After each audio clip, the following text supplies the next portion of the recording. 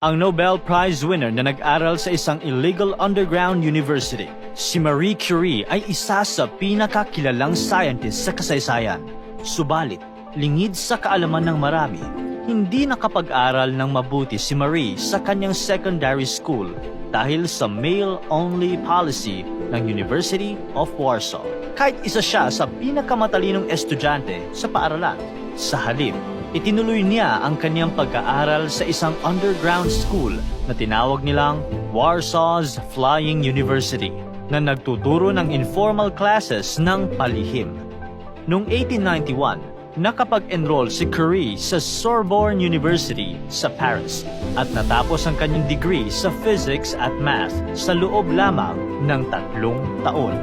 Nakafocus ang scientific work ni Marie sa radioactivity at noong 1903, kasama ang kanyang asawang si Pierre at Henry Becquerel, nanalo sila ng Nobel Prize para sa field ng physics. Si Marie ang pinakaunang babae na nanalo ng award na ito. Noong 1911, muling nanalo ng Nobel Prize si Marie para naman sa field ng chemistry matapos niyang madiscover ang radium at polonium. Siya ang pinakaunang awardee na nakatanggap ng 2 Nobel Prize sa magkaibang field ng science. Noong mamatay si Pierre, tumulong si Marie na ma-develop ang X-ray at ma-establish ang paggamit nito. Noong July 1934, namatay si Marie dahil sa aplastic anemia, isang sakit na marami ang nagsasabing nakuha niya dahil sa kanyang mataas na exposure sa radiation. Ang Nobel Prize winner na nag-aral sa isang illegal underground university, si Marie Curie ay isa sa pinakakilalang scientist sa kasaysayan. Subalit, lingid sa kaalaman ng marami, hindi nakapag-aral ng mabuti si Marie sa kanyang secondary school dahil sa male-only policy ng University of Warsaw. Kahit isa siya sa pinakamatalinong estudyante sa paaralan, sa halip, itinuloy niya ang kanyang pag-aaral sa isang underground school na tinawag nilang Warsaw's Flying University na nagtuturo ng informal classes ng palihim.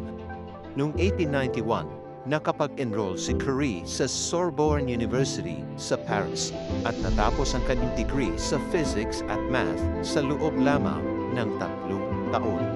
Nakafocus ang scientific work ni Marie sa radioactivity at noong 1903, kasama ang kanyang asawang si Pierre at Henry Becquerel, nanalo sila ng Nobel Prize para sa field ng physics. Si Marie ang pinakaunang babae na nanalo ng award na ito. Noong 1911, muling nanalo ng Nobel Prize si Marie para naman sa field ng chemistry matapos niyang ma-discover ang radium at polonium. Siya ang pinakaunang awardee na nakatanggap ng 2 Nobel Prize sa magkaibang field ng science. Noong mamatay si Pierre, tumulong si Marie na ma-develop ang X-ray at ma-establish ang paggamit nito. Noong July 1934, namatay si Marie dahil sa aplastic anemia, isang sakit na marami ang nagsasabing nakuha niya dahil sa kanyang mataas na exposure sa radiation.